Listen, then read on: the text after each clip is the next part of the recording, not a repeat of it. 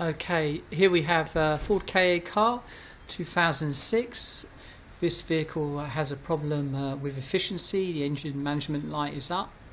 What we're going to do today is show you what happens when you have an exhaust leak in the car.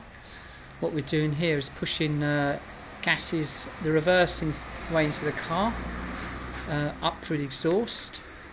If I show you the light and you go underneath, and you can see here what would be happening as you're driving the car, stuck in traffic, the exhaust leaking, the carbon monoxide would be coming out and seeping into the car, and this is what you'd be breathing in. Would travel up through holes in the car, through into the carpet. Normally can be quite odourless, but you can sometimes smell it and can make you quite ill. This is quite a bad one as well.